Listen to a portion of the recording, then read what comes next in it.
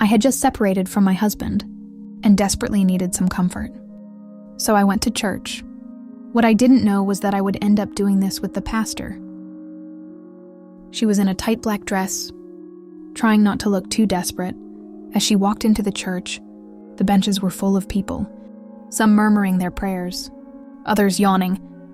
But guess who caught my attention? The shepherd, yeah? That guy, with the big smile and eyes that seemed to scan every inch of my body. So I thought to myself, why not? This guy has some words of comfort and can help me get over my breakup. I approached him after someone else, trying to look the least desperate possible, and believe me, it wasn't easy with the look he was giving me. "Can I help you?" he asked in that deep, husky voice that made me shudder a little inside. "Yeah, well, you see, I'm going through a tough time in my life. And I thought, maybe you could have some words of encouragement for me," I said, trying to sound as innocent as possible. And so our little talk began. At first, everything seemed to be going well. We talked about my life, love, and all that spiritual stuff you expect to hear in a church. But then things started to get a little strange.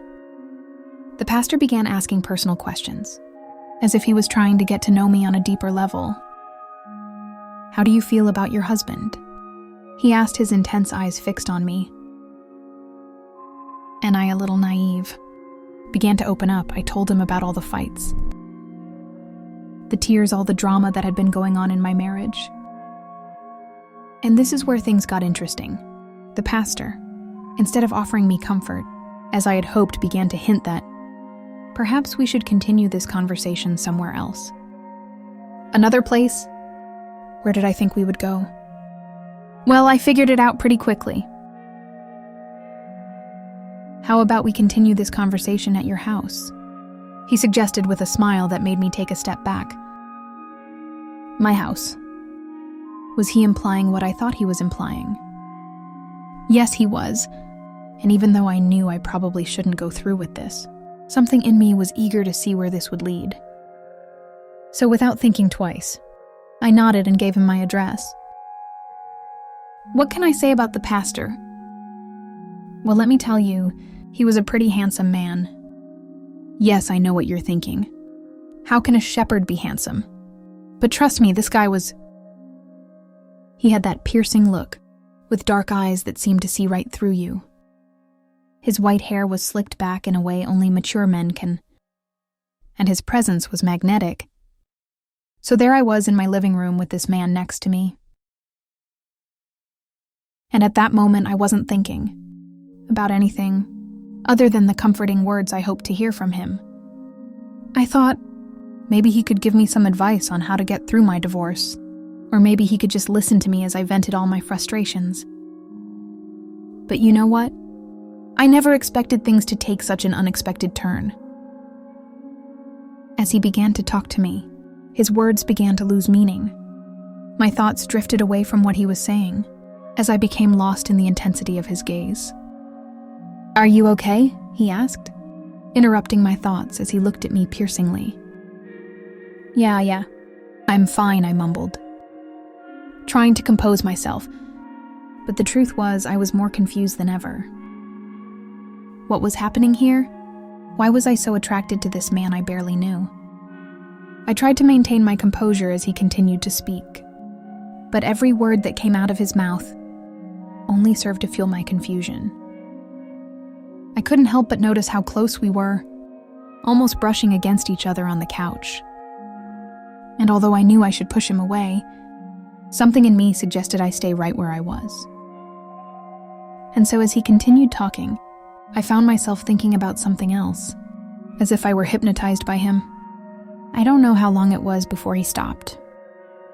But when he did, I found myself wishing he would never finish. "Thank you," I said, trying to sound as normal as possible as he helped me to my feet. I think I need a little time to process all of this. When it was time to say goodbye, I found myself wishing he didn't have to leave. There was something about his presence that made me want to hold on to him a little longer. Thank you for listening to me. I said, hiding the whirlwind of thoughts racing through my mind. As I walked into the door, "I'm always here if you need to talk," he replied with that same comforting smile before stepping out. And even though I tried to convince myself that this was just a casual chat between two people who needed comfort, a part of me knew something more was brewing beneath the surface. Even after he left, the weight of his presence lingered in the air, leaving me with a gnawing feeling that this was far from over. And though I tried to shake it off, something inside whispered that this was just the beginning of what I had imagined that day. I couldn't help but notice how his eyes had wandered around the room, briefly stopping on different parts of me. I often wondered if he was truly listening to what he was saying, or if his mind was elsewhere entirely. But every time our eyes met, I could see the need in his gaze, which awakened something inside me. I realized I felt comforted by him, but in a way I hadn't expected. His words had a hypnotic effect, making me feel as if I had surrendered to his charm. And although at first I was just seeking comfort, I began to recognize that I wanted something more from him. I eagerly anticipated his return to my house.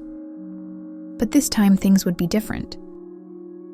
This time I was determined to explore the feelings that were beginning to surface. The idea of having him back at my house excited me more than I should admit. I imagined what might happen.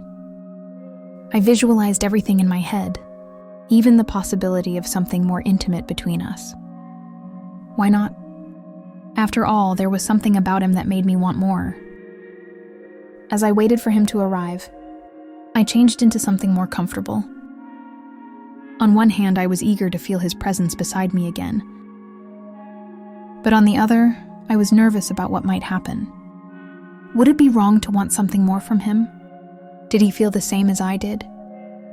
As the day of his visit approached, I found myself preparing my house for what was to come. I cleaned every corner, ensuring everything was perfect for his arrival.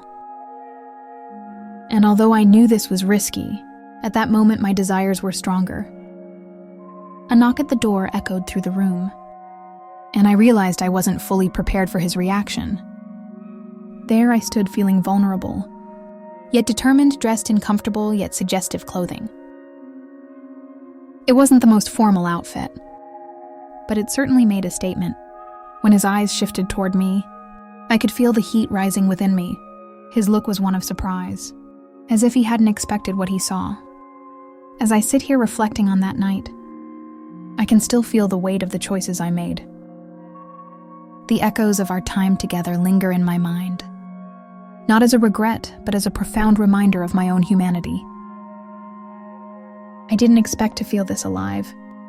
To be honest, it was as if in the arms of someone I shouldn't have been with.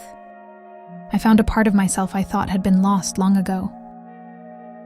Yes, I understand that some may judge me harshly for what I've done. For seeking solace in the company of a man who, by all accounts, is supposed to be above these worldly desires. A pastor, a guide. But at the end of the day, he too is human, bound by the same needs, the same temptations that target the rest of us. It may sound like an excuse to some, but the reality is far more complex. I can't say I feel remorseful. In fact, I feel more alive and more connected to who I am than I have in years. He was a man just like any other, and I was a woman yearning to feel desired, cherished, and understood. We found something in each other that transcended the roles we were expected to play, and in that, there was freedom, a freedom I hadn't felt in years, if ever. As the days have passed, I found myself reflecting not just on what we did, but on what it means for my future. I know this won't be a one-time thing. How could it be what we shared wasn't just a moment of weakness? It was a revelation of everything I had been suppressing for so long. The desire to be seen, to be wanted, to feel alive, it's not something you can just brush aside and forget. So where do I go from here?